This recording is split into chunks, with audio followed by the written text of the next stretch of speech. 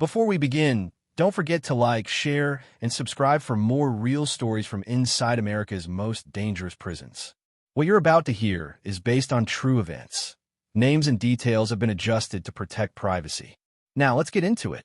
The sound of metal echoed through the hallway. Bang, bang, bang. It wasn't an inmate this time. It was two correctional officers, men who had once stood side by side, now screaming at each other inside Rikers Island's control room. "Put that radio down, Mark," one shouted, his voice trembling with rage. "I said stay out of it." Mark barked back, his hand shaking near his belt. Everyone froze.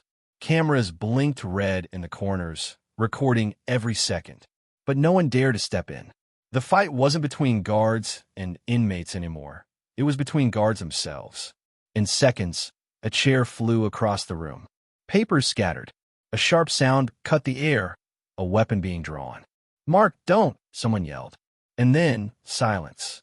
A single light flickered overhead as one officer stumbled backward, clutching his side.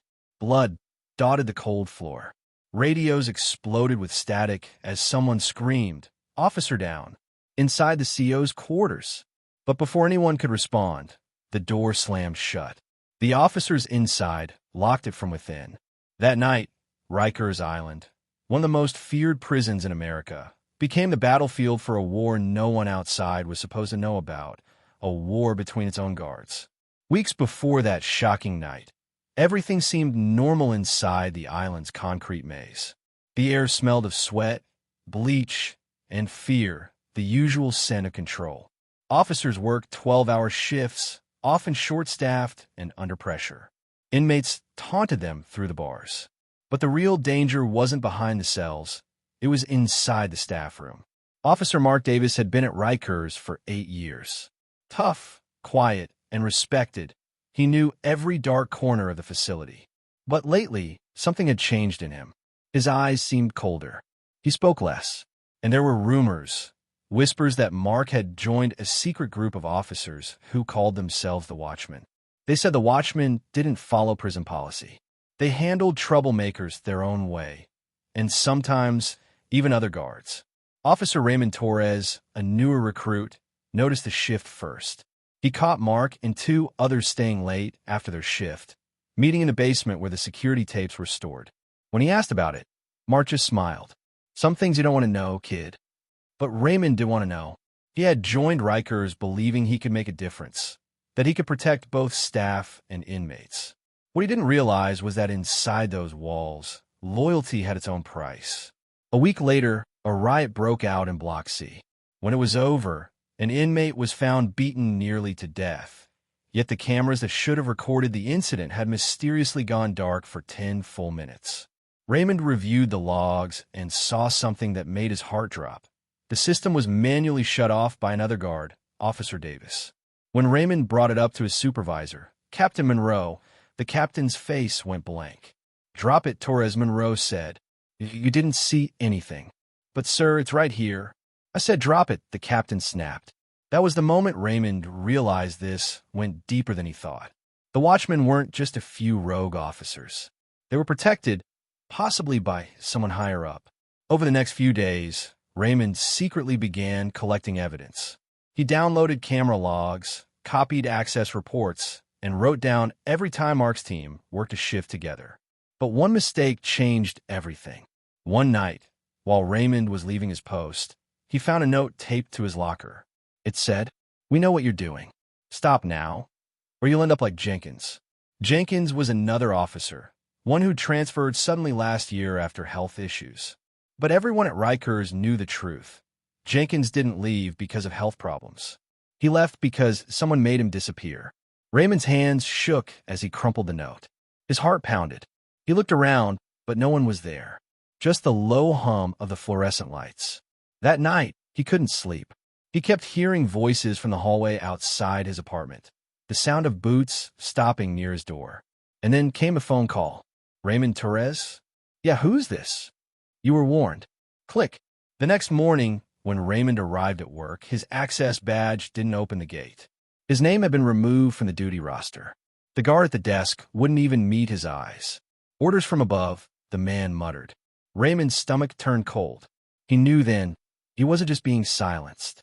He was being erased. But Raymond wasn't the kind to back down. Not now. Not after what he'd seen. He went straight to the press, ready to expose the truth. That's when the island turned against him. Security footage went missing. Witness statements vanished.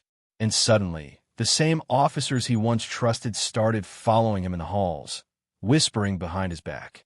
By the time the warden found out, it was too late. The watchmen were no longer hiding. They were fighting each other. One side wanted control. The other wanted to cover everything up. And that's when the war inside Rikers truly began.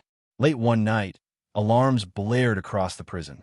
Inmates screamed from their cells, thinking a riot had broken out. But the noise wasn't coming from them. It was coming from the guard quarters. Raymond, bleeding from a cut on his face, ran down the corridor. Smoke filled the air. Radios crackled with chaos. He turned the corner and froze. Officer Mark Davis was standing over another guard, holding a bloodied baton. "You should have stayed quiet, kid," Mark said, his voice low and cold. Raymond's eyes locked on Mark's badge, the same badge he once respected. "You killed him," Raymond whispered. Mark smiled faintly. "No, we did." The door behind them slammed shut. The lights went out. And that's when everything, the secrets, the lies, the brotherhood, finally exploded. The power outage turned Rikers Island into a living nightmare. In the pitch-dark hallways, the only light came from flickering emergency bulbs, throwing red shadows over cracked walls and trembling faces. Somewhere deep inside, alarms wailed, echoing like screams trapped inside metal. Raymond pressed his back against the wall, heart pounding so loud he could hear it in his ears. He could still smell smoke, burning paper, maybe plastic, and something worse, fear. He moved slowly, step by step, trying not to make a sound. His radio was dead. His flashlight smashed. And somewhere in the darkness, Mark Davis was hunting him. "Torres," a voice called from the corridor. "You think you can expose us? You think you can walk out of here alive?" The voice bounced through the halls. It sounded close, then far. Mark was playing with him. Raymond's hand brushed against the cold bars of a cell door. Inside, inmates whispered. "Yo, CO Torres, what's going on out there?" One asked, his voice shaky. Raymond didn't answer. "You cops fighting each other now," another said, half laughing, half afraid. Raymond turned his head toward them, his eyes adjusting to the dark. "Stay quiet," he whispered. "Lock yourselves in. Don't make a sound." The inmate's voice trembled. "Man, we already locked in. It's y'all who needs saving." Upstairs, chaos ruled the control room. The backup generators had failed. Doors that should have stayed locked were now open.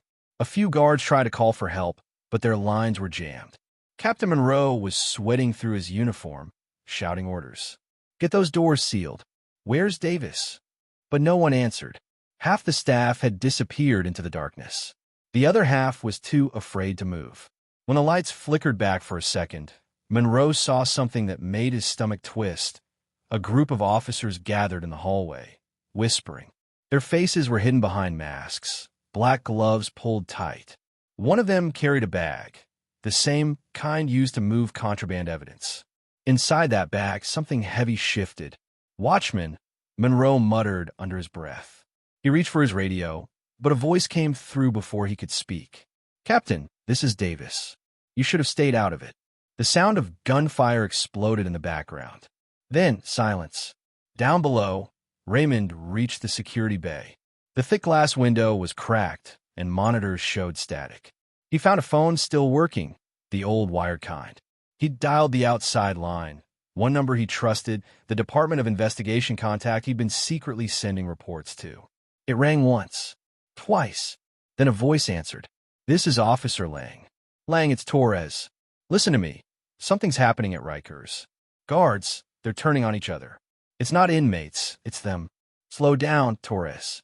What do you mean, turning on each other?" "They call themselves the Watchmen. They've taken over the North Wing. Davis is leading them.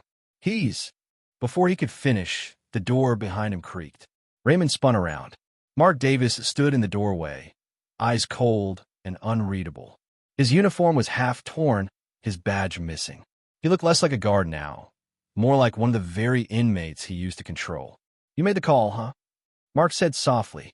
You really think anyone's coming for you? Raymond gripped a broken pipe he'd picked up earlier. His voice shook. It's over, Mark. Mark smiled faintly. No, Torres. It's just getting started. Upstairs, Captain Monroe crawled toward the control switch. He had one last chance to trigger the lockdown manually, but his fingers slipped on the blood-stained lever. A figure appeared behind him, one of his own officers. Don't do it, Captain, the man said, his voice muffled under a mask. Orders are clear. The watchmen decide who leaves this island tonight. Monroe's breath trembled. You think you're still the good guys? The masked guard leaned closer. We were, until the system made us monsters. Monroe lunged for the lever. A gunshot echoed through the corridor. His hand froze midair. The prison lights flickered once, then went completely out again. In the darkness below, Raymond heard the shot. He knew what it meant. The last honest man in command was gone. He turned toward the only exit left, the laundry tunnels that led to the docks. But Mark was still between him and freedom. You can't hide the truth forever, Raymond said. Mark laughed. Who's going to believe you? They already erased your name. You're a ghost, Torres. Mark swung first. The metal baton cracked against the wall, inches from Raymond's head. Raymond ducked and shoved him hard. Both men stumbled, crashing through a door into a narrow maintenance hallway. As they fought, the emergency lights blinked on again, red and pulsing, like the heartbeat of the island itself. Their shadows twisted on the walls, as if the prison were alive and watching. Raymond's voice broke between breaths. You don't have to do this, Mark. I already did. Mark growled, shoving him down. He raised the baton again, but stopped when a loudspeaker crackled overhead. All units. The Department of Investigation is on site. The island is on lockdown. No one leaves. Mark froze. His eyes darted toward the ceiling. Raymond took the chance, slamming his shoulder into Mark's chest. The baton clattered away, rolling across the floor. Both men fell, gasping for air, sirens howling around them. Then came the sound, boots pounding down the hallway. Not one pair, dozens. But when the doors burst open, it wasn't investigators. It was the rest of the watchmen. Masks, batons, shields. They surrounded Raymond and Mark in silence, the sound of their breathing thick in the air. Mark's face went pale. What are you doing? The leader stepped forward. Cleaning house. And before Raymond could move, someone swung. A heavy crack echoed through the darkness, followed by another. The lights went red again, and then everything stopped. The first light of dawn crept across the East River, painting the gray walls of Rikers Island in dull orange. Smoke rose from one of the buildings, still smoldering from the chaos of the night before. The air was thick, not just with the smell of fire, but with something heavier, something like guilt. Helicopters circled above as investigators and emergency response teams poured through the gates. Cameras were forbidden. Reporters were kept miles away. To the outside world, the island had a brief disturbance. But the men and women stepping through those gates knew it was much more than that. Inside, the floors were slick with spilled water and shattered glass. Radios crackled. The sound of boots echoed down the empty corridors. Every door that had once symbolized control now hung twisted or broken. Detective Valerie Ross from the Department of Investigation adjusted her bulletproof vest and spoke into her headset. This is Ross. We're inside Sector B. We've got multiple downed officers. No inmates outside their cells yet. Her partner, Agent Lang, trailed behind her, the same voice Raymond had called for help hours earlier. God, Lang muttered, stepping over a bloodied helmet. It looks like a war zone. Ross didn't respond. She had seen gang riots, prison fights, even lockdown standoffs, but nothing like this. This was organized, controlled, planned. Then she saw him. Raymond Torres, bruised, bloodied, and barely conscious, lying against the wall, his uniform torn. He blinked weakly as she knelt beside him. Officer Torres, can you hear me? Raymond tried to speak, but his voice was dry. They turned on each other, he whispered. Guards, the watchman. Ross's brow furrowed. The watchman. He nodded slowly. Secret group, officers running things off the books. Davis led them. His voice cracked. They killed Captain Monroe. Ross looked at Lang, who was already scanning the corridor. Get medical in here now, she ordered. But before they could move him, Raymond's eyes widened. His fingers gripped her sleeve weakly. They're still here. Ross froze. What do you mean still here? Raymond's lips trembled. They never left the island. Across the compound, the remaining guards were gathered in the mess hall, silent, exhausted, and terrified. Some had their hands cuffed. Others were too numb to speak. One man, Officer Kyle Reeves, sat apart from the rest, staring blankly at the floor. He'd been part of the Watchmen once, but now his hands were shaking uncontrollably. An investigator crouched beside him. Reeves, we need to know what happened last night. Reeves's eyes darted up, hollow and red.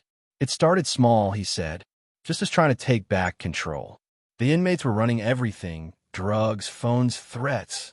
So Davis said we needed to fight back. He swallowed hard. At first, it worked. Things got quiet. Too quiet. Then, the rules changed. What rules? The investigator asked. Reeves looked him dead in the eye. The rule was simple. You're either one of us, or you're the enemy. Meanwhile, Ross followed the trail deeper into the North Wing. The deeper she went, the more it felt like walking through someone's nightmare. Cameras ripped from ceilings. Bullet holes in the walls. The smell of bleach, too strong, too fresh. Someone had tried to clean up. Lang stepped over a broken baton. You think this was about contraband? Corruption? Ross shook her head. This isn't about money. It's about control. They reached the main control room. The glass window was shattered, and the monitors were smashed, but one screen still flickered with static.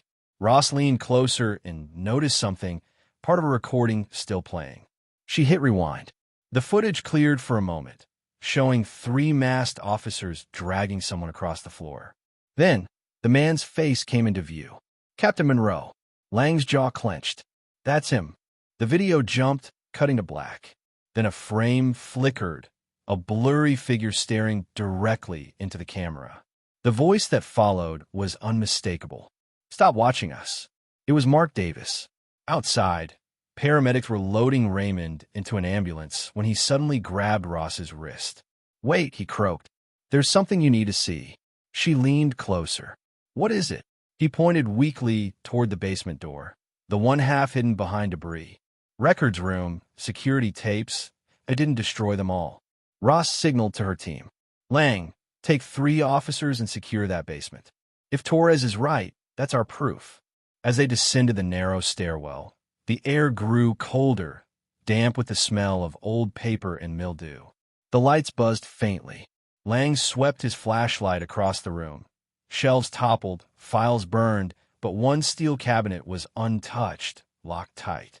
He pried it open with a crowbar. Inside were dozens of drives, each labeled by date and location. Ross grabbed the most recent one, the day of the riot. If these files survived, she said, we'll know who started this. But when she inserted the drive into her laptop, something strange happened. The screen didn't show video feeds, it showed a message. You were warned. The Watchmen never die. The laptop went black. Was that some kind of virus? Lang asked.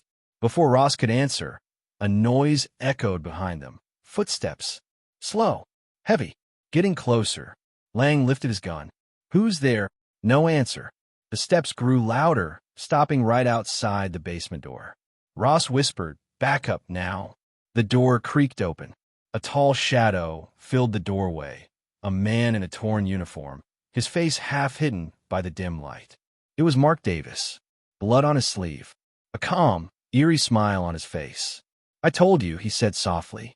This island doesn't belong to the city anymore. Ross's hand tightened on her weapon. Mark Davis, you're under arrest for... He raised a hand slowly, cutting her off. You think this is over? His tone was low, steady, almost hypnotic. We kept the peace better than your system ever did. We did what needed to be done. Lang's voice shook. You murdered your own officers. Davis tilted his head slightly. No, we purified the island. Ross stepped forward. Put your hands where I can see them. But before Davis could move, the power flickered again, and every light in the basement went out. A second later, the sound of gunfire tore through the darkness. When the emergency lights came back on, Davis was gone. Only his badge remained, lying on the floor, still warm to the touch. Outside, as Raymond's ambulance pulled away, he looked back through the small window.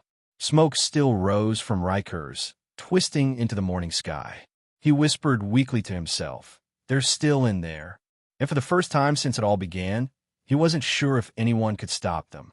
By nightfall, New York City glowed in the distance, bright, alive, and completely unaware that just a few miles away, the walls of Rikers Island still hid a secret war that hadn't ended.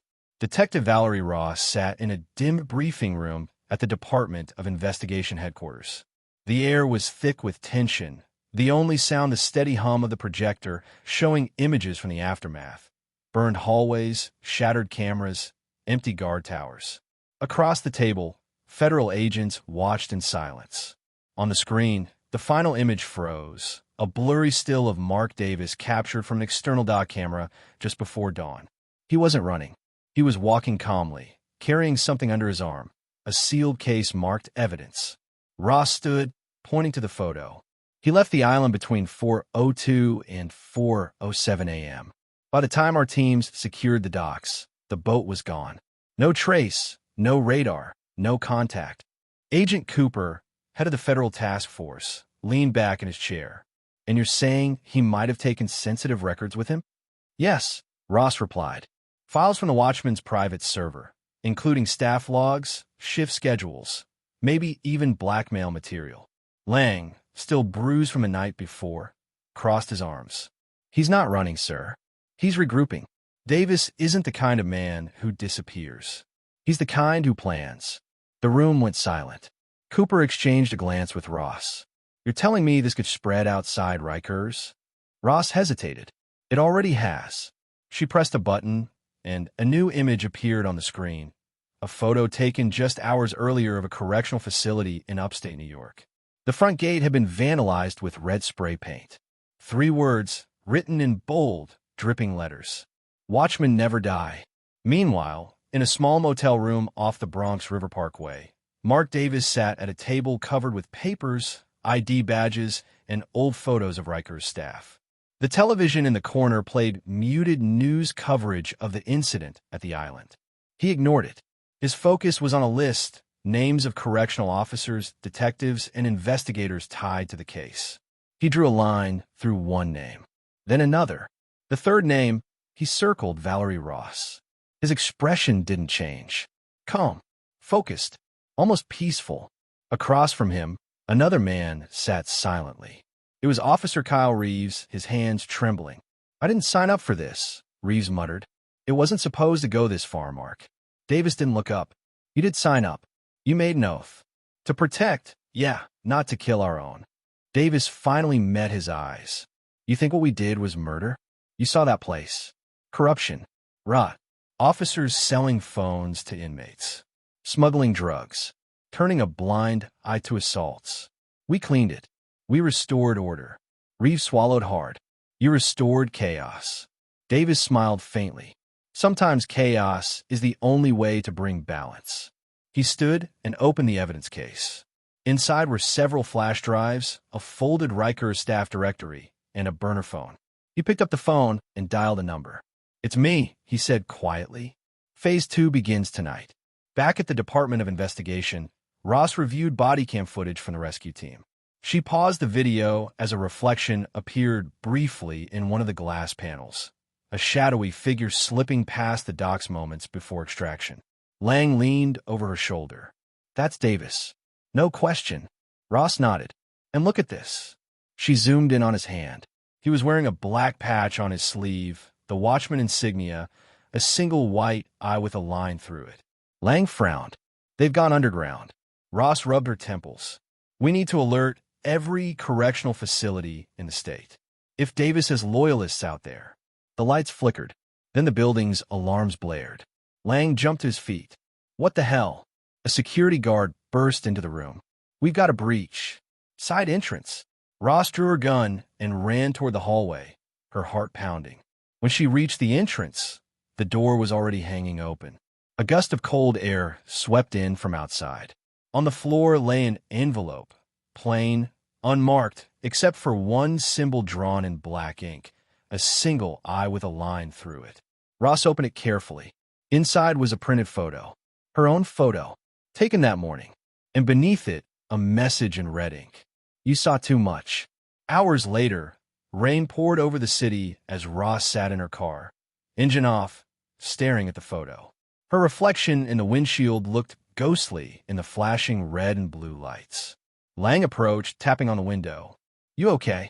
She nodded, though her face said otherwise. They're watching us, Lang. Not just from outside, from inside. Davis had help getting off that island. Lang looked uneasy. You think someone in our department helped him? Ross exhaled. Or worse, someone above us.